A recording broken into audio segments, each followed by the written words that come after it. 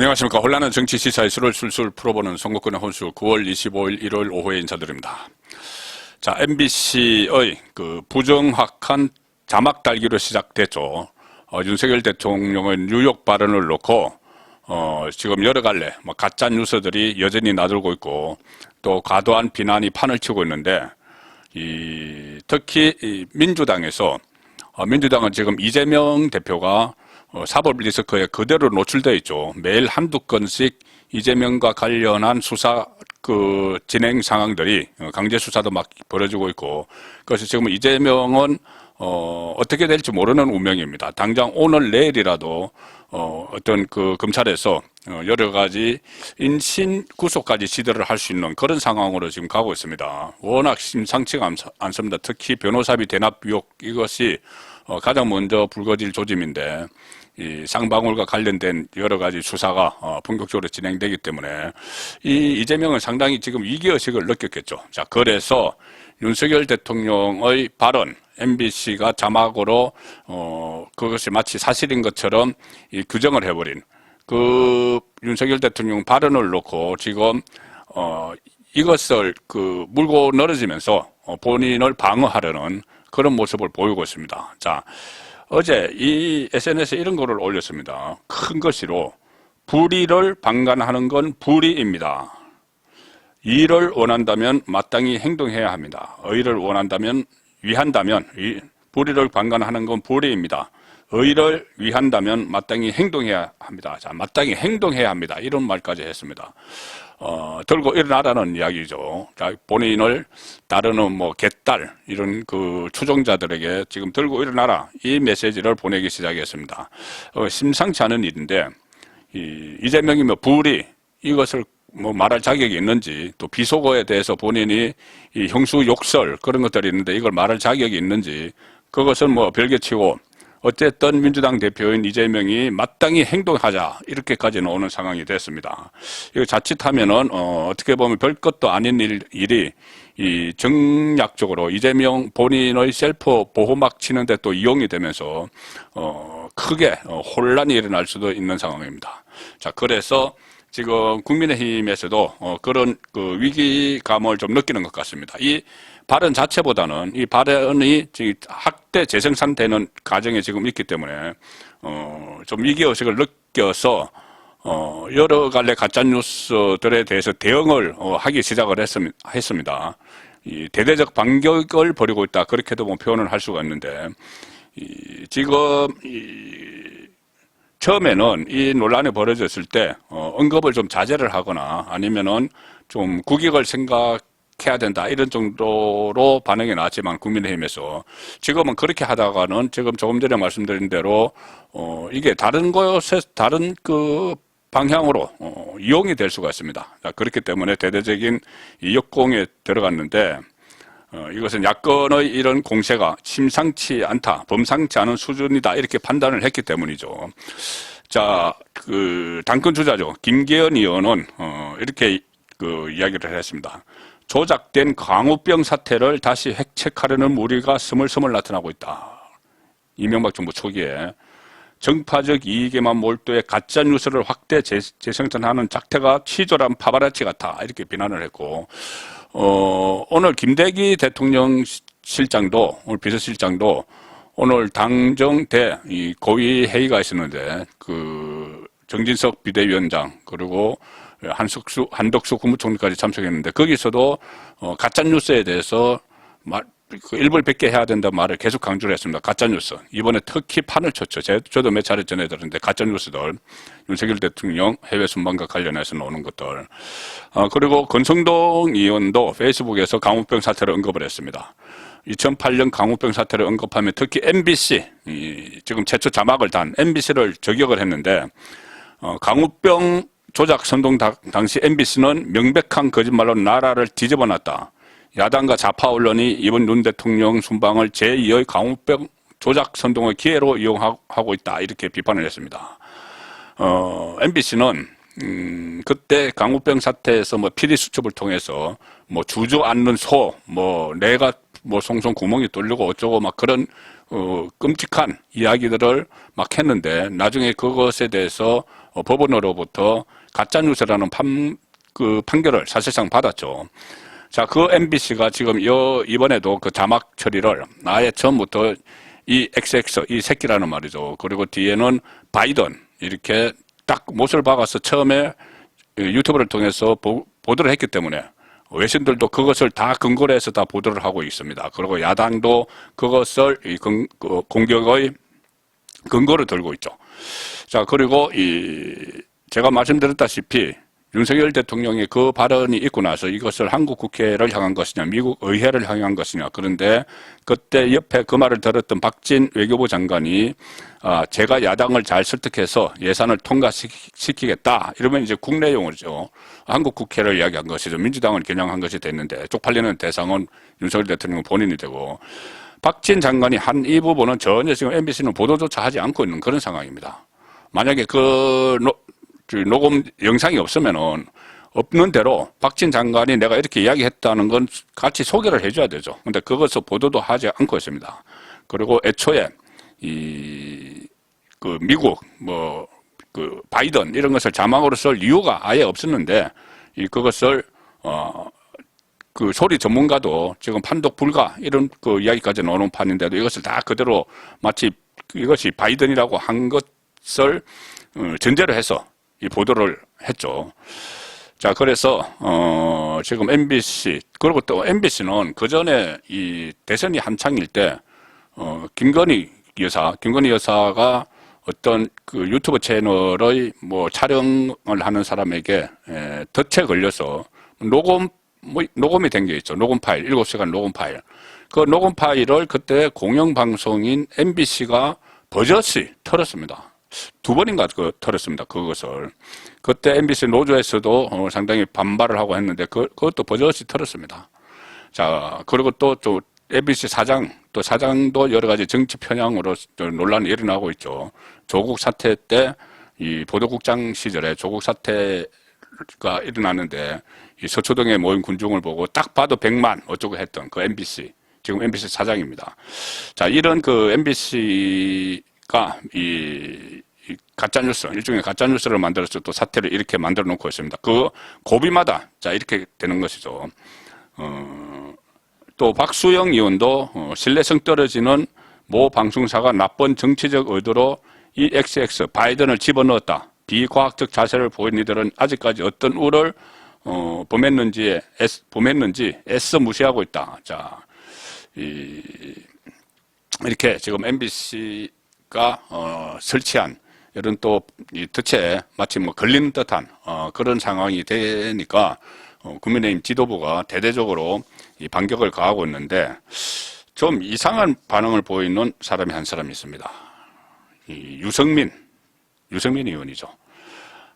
유승민 전 의원은 사실 이 박근혜 전 대통령 탄핵 당시에도 가장 박근혜 전 대통령이 어려울 때, 위기에 빠졌을 때 본인이 앞장서서 민주당 세력과 손을 잡고 사실상 탄핵을 주도를 했던 인물이죠. 그 유승민 전 의원이 지금 윤석열 대통령과 그 크게 대립각을 세우고 있습니다. 대선 후보 경선 때 뭐 안검이 남아 있겠죠. 그 남아있는 안검. 그리고 지방선거 때 경기도지사에 출마했는데 윤석열 대통령 당선 시절에 대변인이었던 김원혜 전 의원이 경선을 했습니다. 유승민과 경선을 했죠. 그래서 유승민 전 의원이 김원혜 전 의원에게 지고 나서 윤석열 대통령을 갑자기 공격을 했습니다. 자객을 보내서 나를 쳤다. 뭐 이런 식으로. 자, 그 유승민 의원이 그 이후에도 윤석열 대통령과 계속 대립각을 세우는데 지금 이렇게 제가 말씀드린 대로 민주당이 이것을 빌미로 해서 뭔가를 도모를 하려고 하고 있는 이재명이 마땅히 행동해야 한다. 뭐 이런 글을 올리고 있는 선동을 하고 있는 이 상황에서 유승민 전 의원이 다시 민주당과 보조를 맞추는 듯한 그 자세를 보이고 있습니다. 오늘도 SNS에 글을 올렸는데 막말보다 더 나쁜 게 거짓말이다. 자, 이 대통령실의 해명, 바이든이 아니고 날리면이라고 했다. 우리 그 미국 의회가 아니고 우리 국회다. 이 해명에 대해서 그냥 거짓말이라고 딱 단정을 했습니다. 막말보다 더 나쁜 게 거짓말이다. 유승민 전 의원 페이스북에서 신뢰를 잃어버리면 뭘 해도 통하지 않는다. 벌거벗은 임금님은 조롱의 대상이 될 뿐이다. 대통령실이 윤석열 대통령에게 확인한 내용이라고 하니 온 국민은 영상을 반복 재생하면서 내 귀가 잘못됐나 의심해야 했다. 자, 본인 귀에는 무조건 이 바이든으로 들리는 모양입니다. 물론 바이든으로 들리는다는 사람도 있고 날리면으로 들린다는 사람도 있고 바이든에게 쪽팔린다 이렇게 바이든에 쪽팔린다 이렇게 들린다는 사람도 있고 서울식 발음인 날리문 이렇게 들린다는 사람들도 있는데 본인은 딱 바이든으로 못을 받고 지금 윤석열 대통령 쪽에서 거짓말을 한다고 공격을 지금 퍼붓고 있는 겁니다. 처음에 이 MBC가 보도를 한 직후에도 그때도 자막에 대해서 아무런 다른 팩트 확인 없이 가장 먼저 이 비판 대열에 민주당의 비판 대열에 같이 동참한 사람이 유승민이었죠. 이렇게 이야기했습니다. 그때 처음에 이 보도가 MBC 보도가 나간 직후에 딱 MBC 보도를 그대로 믿고 그대로 뭐 믿었는지 믿는 척 한 건지 애써 믿었는지 이렇게 이야기합니다. 윤석열 대통령님 정신 차리십시오. 이렇게 하면서 나토 방문은 온갖 구설만 남기고 한국까지 온 펠로시 미국 하원 의장은 패싱했다. 영국 여왕 조문하러 가서 조문도 못하고 유엔 연설은 핵심은 다 빼먹었다. 예고된 한미 정상회담은 하지도 못하고 한일 정상회담은 그렇게 할 거 왜 했는지 모르겠다. 마침내 카메라 앞에서 이 XX들 X 팔려서 어떡하나 라고 했다. 정말 쪽팔린 건 국민들입니다. 부끄러움은 정녕 국민들의 몫인가요? 자, 이렇게 민주당보다도 오히려 더 수위 높게 공격을 했습니다. 자, 아마 이 유승민 전 의원은 지금 비대위가 활동을 마치면은 전당대회가 열리겠죠. 당대표 경선이 있는데 여전히 국민의힘에 남아서 당권을 지겠다는 욕심 아닌가. 지금 윤석열 대통령의 지지율이 떨어지고 하니 벌써 몇몇 사람들은 자기들 뭐 지역구 사정 뭐 이런 것을 감안을 해서 또는 정계가 총선 때 1년 반 정도 남은 그 총선 때 또 유리한 어떤 위치를 차지하기 위해서 윤석열 대통령과 거리를 두기 시작하는 일부 사람들이 있습니다. 대통령 임기 초반에 벌써부터. 그래서 그 사람들을 대표해서 유승민이 아마 이 국민의힘 안에 있으면서 반윤, 비윤 세력의 구심점이 되려고 하는 것 아닌가. 그래서 당권에 도전하는 것 아닌가. 최근에 뭐 일부 여론조사에서 자기 당대표, 국민의힘 당대표 지지율의 1위 유승민이 계속 오르죠. 그 안에는 역선택, 민주당 지지자들이 상당히 포함되어 있습니다.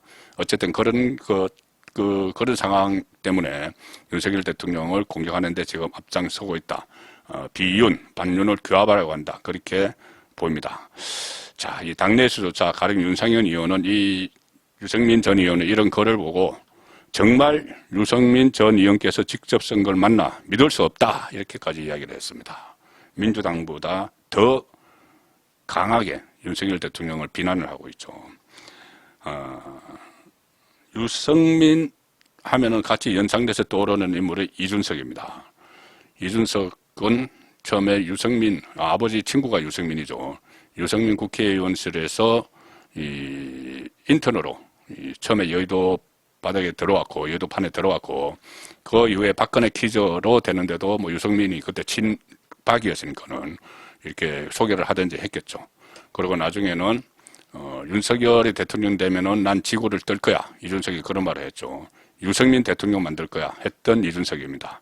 자, 이준석은 이 XX 이 발언이 나왔으면은 본인이 봐라, 이거 봐라 하고 뛰어들어야 됩니다. 왜 그러냐면은 이준석 본인이 이 기자회견에서 전 국민이 보는 기자회견에서 이 XX도 아니고 이 새끼, 저 새끼 이런 표현을 쓴 적이 있기 때문이죠. 그래서 이번에 만약에 이 XX가 그 새끼라는 표현이라면은 그거 봐라. 보통 저런 말을 쓰지 않느냐 이렇게 하고 막 나와서 이 여론전을 막 펼치는 게 정상입니다. 그때 이 기자회견할 때 이 13일입니다. 8월 13일. 대통령 선거 과정 내내 저에 대해 이 새끼 저 새끼 하는 사람을 대통령 만들기 위해 열심히 뛰어야 했다 이런 말을 했죠. 그런데 지금 이 XX 발에 나왔으면은 계속 또 방송에 출연해서 그거 봐라 뭐 보통 때 저런 말 한다 또 SNS에서 막 계속 이야기를 했겠죠. 그런데 침묵을 지키고 있습니다. 침묵을 지키고 있습니다. 왜 그럴까? 이준석은 지금 심리적으로 상당히 불안할 겁니다. 장떡 겁먹었겠죠. 자, 28일 들어오는 수요일에 두 가지 큰 일이 있습니다. 이준석에게. 하나는 국민의힘 중앙당 윤리위원회가 열리죠. 윤리위원회는 지금 추가 징계를 하겠다고 했습니다. 그러면 추가 징계는 제명입니다. 이번 주에 제명될 가능성이 거의 상당히 높습니다. 그리고 또 하나 수요일 같은 날에 법원 심리가 열리죠. 법원 심리가 있습니다. 본인이 신청한 가처분 신청들, 지금 정진석 비대위원장 그리고 비대위원들 직무정지 가처분 이런 것들의 또 심리가 같은 날 28일 날 열립니다. 즉시 판결을 할지 또 며칠 걸지 모르지만은 이번에는 저번에 주호영 비대위를 날릴 때처럼 그렇게 인용될 가능성보다는 아예 이 사안 자체가 각하되거나 아니면은 기각될 가능성이 지금 상당히 높습니다. 자, 그래서 이준석은 불안한 상태에서 여기다 하나 더 있습니다. 경찰 수사. 경찰이 그 공소시효 때문에 저번에 이 성매매 그리고 알선 수재에 대해서는 이 불송치, 검찰의 불송치 결정을 내렸지만 여전히 이 무고죄 그리고 증거인멸 교사는 수사를 한다고 했었죠. 그리고 실제로 그때 경찰에 1차 소환됐을 때 그때는 성접대 의혹만 가지고 조사를 했고 무고죄나 증거인멸 교사 이것은 추가로 조사를 하려고 했는데 이준석이 응하지 않았다고 합니다.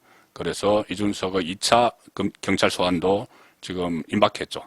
자, 그래서 삼중고, 윤리위, 또 법원, 경찰, 이 삼중고를 앞에 두고 있기 때문에 이준석이 상당히 지금 잔뜩 겁먹은 상태다. 그렇게도 볼 수가 있죠.